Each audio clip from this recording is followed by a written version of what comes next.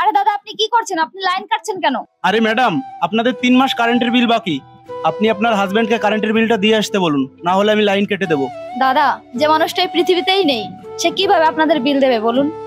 মানে কি বলছেন এটা আপনি ম্যাডাম?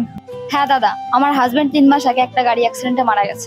প্লিজ দাদা, আমাকে 1 সপ্তাহের সময় দিন, আমি আপনাদের কারেন্ট বিল পরিশোধ করে দেবো। ঠিক আছে ম্যাম, আমি আমার ম্যানেজারকে বলবো যেন আপনাকে 1 সপ্তাহ সময় দেয়। ম্যাডাম, 1 সপ্তাহের মধ্যে ক্লিয়ার করে দেবেন, যেন ভুল না হয়। আমি এখন কি করব? এত টাকা কোথায় পাবো? কিছুই বুঝতে পারছি না। একবার রিদ্ধির কাছে গিয়ে দেখি।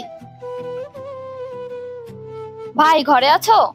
হ্যাঁ, কি হয়েছে? ভাই, 3 মাস কারেন্ট বিল বাকি, কারেন্টের লাইন কেটে দিতে এসেছিল।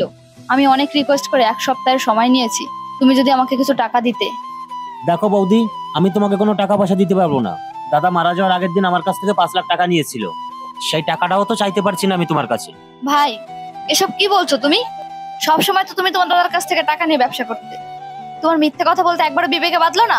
যে মানুষটা এই পৃথিবীতেই নেই, তুমি তার নামেও মিথ্যে কথা বলছো, আর সে তো তোমার দাদা হয়। দেখো বৌদি, আমি কোনো টাকা পয়সা দিতে পারবো না, তুমি যাও তো। হে ভগবান, এখন আমি কি করব? তুমি আমাকে বলে দাও। এখন তুমি আমার একমাত্র ভরসা।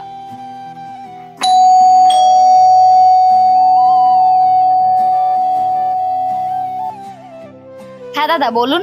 ম্যাডাম, আপনি কি রাহুল স্যারের ওয়াইফ? হ্যাঁ দাদা, আমি ওনার ওয়াইফ। বলুন, কি হয়েছে? উনি কি আপনার কাছ থেকেও টাকা নিয়েছে? না না ম্যাডাম, আমি রাহুল স্যারের কাছ থেকে 5 লাখ টাকা ধার নিয়েছিলাম ব্যবসার জন্য। আমি সেই টাকাটা দিতে এসেছি, এই নিন ম্যাডাম। থ্যাংক ইউ দাদা। সবাই ঠিকই বলে, যার কেউ নেই তার ভগবান আছে।